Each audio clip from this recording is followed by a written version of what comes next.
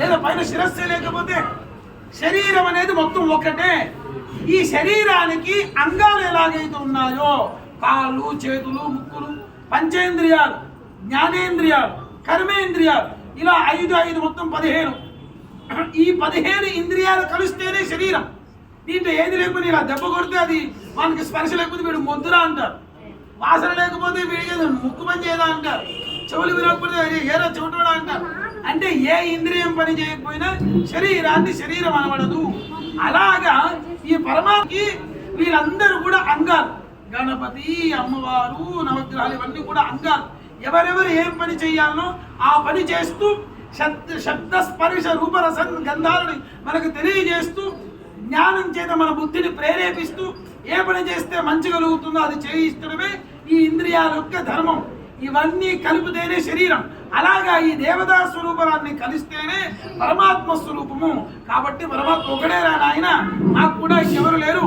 కాబట్టి నీ యొక్క జ్ఞానాన్ని నీ దగ్గర పెట్టుకో, మాది చెప్పాల్సిన అవసరం లేదనే విషయాన్ని మనం చెప్పగలగాలి. మనం చెప్పలేము. ఎలా చెప్పగలుగుతాం? మనకే విషయం తెలియదు కదా.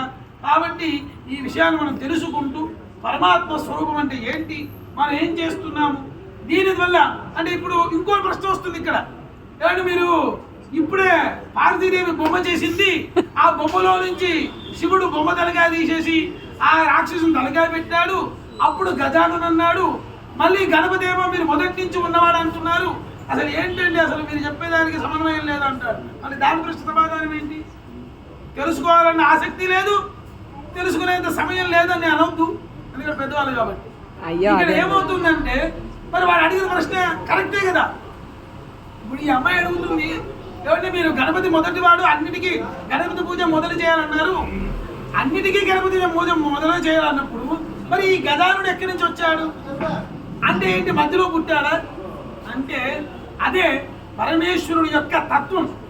ఏ సందర్భాలలో ఎలా అనుగ్రహించాలో ఆ పరమేశ్వరునికి మనల్ని అనుగ్రహించడం కోసమే ఆయన ఈ యొక్క అవతారాలను కూడా ఎత్తుతాడు. అదేంటి అంటే మనకు ఉదాహరణకి రామ కోసమని సాక్షాత్ ఆ రావణాసురుడు గొప్ప వరాన్ని పొందాడు.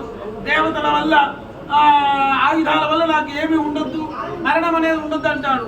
కానీ అతని దృష్టిలో మానవులు చాలా అల్పులు, అది మర్చిపోయాడు. సాక్షాత్తు ఆ బ్రహ్మ తదాస్తును వరమిచ్చాడు.